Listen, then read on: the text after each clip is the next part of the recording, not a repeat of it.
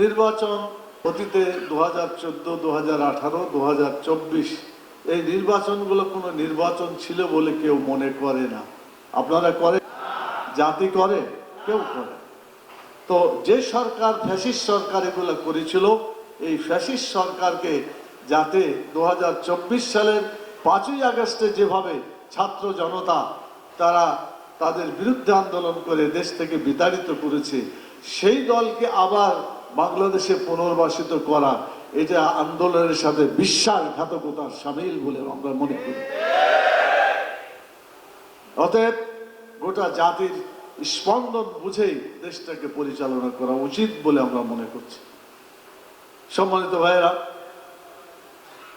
একজন জাতীয় সংসদ সদস্য যখন প্রার্থী হয় তখন সে দলের পক্ষ থেকেই প্রার্থী হয়।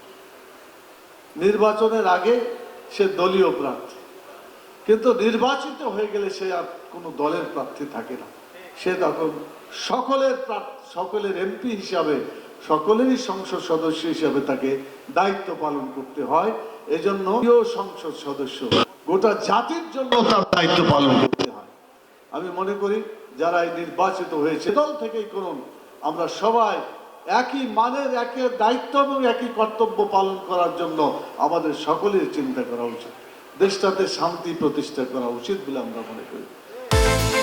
বিকাশ পেমেন্টে 10,000 টাকার বেশি অফার, শপিং চলছে তো